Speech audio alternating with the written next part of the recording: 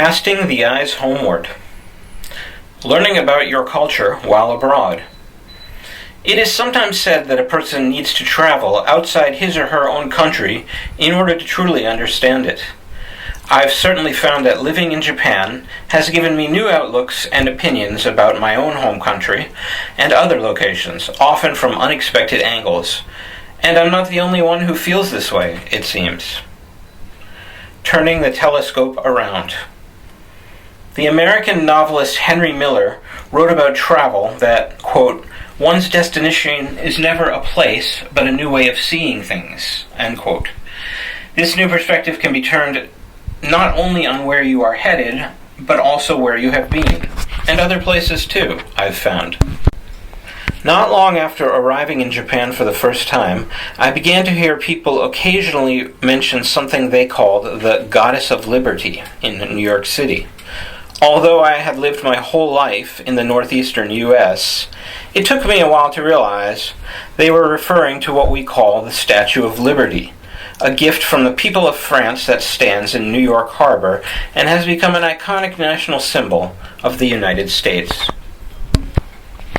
At first I corrected people when hearing this expression, but after looking into the topic, I learned that the statue really was intended to represent Libertas, the ancient Roman goddess of freedom. Its official name has always been Liberty Enlightening the World, or La Liberté Éclairant de le Monde in French. And while the relationship to the Roman goddess has never been denied, U.S. society has downplayed it by calling the structure the Statue of Liberty. Religion and its relationship to the nation is always a touchy issue in any country, and this has been one deft way of sidestepping controversy. It was thus that learning the Japanese name for this statue gave me a lesson not only in my own country's history. It made me reflect on how my country smooths over potentially contentious issues, how things we never question contain deep secrets hidden in plain sight, how I knew less about the U.S. than I had thought, and how being in another country had taught me something I might otherwise never have known. Windows on the world. I've traveled throughout Europe and Asia multiple times, but in a way, I feel that it has been here in Japan that I've learned the most about these places. I've sparked up close ties with people in Japan from all over the world, as friends, acquaintances, and colleagues, often because we share the experience of being foreigners in Japan. To my great delight, they have taught me much about their own homelands. Food is one of the most universal human joys, and my first tastes of countless European and Asian dishes have been in Tokyo, which many agree offers some of the best French cooking outside of France. Gourmet will argue endlessly over authenticity, of course, but the point is that I was able to broaden my culinary horizons in a way that would have been difficult, or at least different, back home. Large U.S. cities offer food from around the world too, of course, but different dishes are emphasized, and U.S. European food is often less delicious and authentic tasting to me as well as most Europeans in Japan who have experienced both.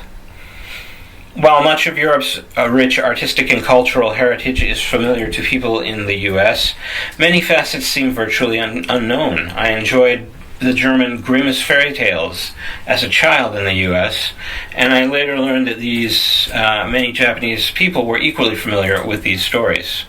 Meanwhile, A Dog of Flanders is beloved by numerous Japanese children and adults alike, but personally, I had never even heard of it until I came here. Universal particulars. Almost everyone I spoke with for this article had similar stories about how living in Japan had given them new perspectives on their homes and the world in general. However, everyone draws different conclusions, and these will vary depending on a bewildering range of factors, such as age, place of origin, nature of work, reason for being in Japan, experience with travel elsewhere, and length of time abroad. "I'm basically here to do business," said one Australian woman. "So mostly I've had to think about very specific differences in the way my job is done in our industry at home and how it is done in Japan. I've spent hours agonizing over whether the Australian way or the Japanese way is best for our partnership and how to accommodate the needs of both sides." Thus, the issue is not just one of idle cultural speculation, but something that can impact business decision-making very explicitly, making the difference between success and failure. Moving beyond extremes. A Chinese man who graduated from a U.S. university before coming to work in Tokyo told me many Chinese who studied abroad became super patriots who supported their country more after seeing it from outside.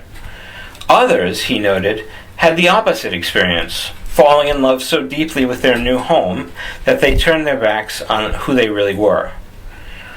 Both of these reactions are extreme, and neither of them is particularly healthy, he mused.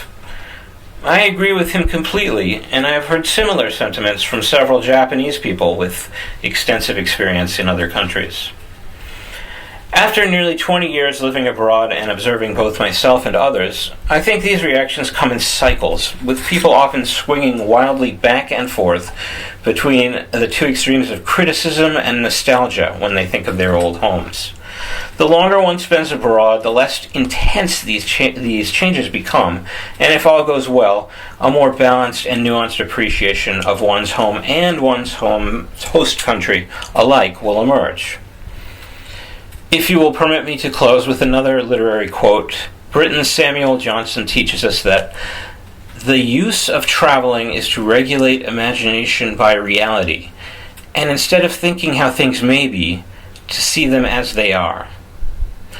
Wherever your travels take you, it is my hope that your discoveries will be inspiring, useful, and pleasant.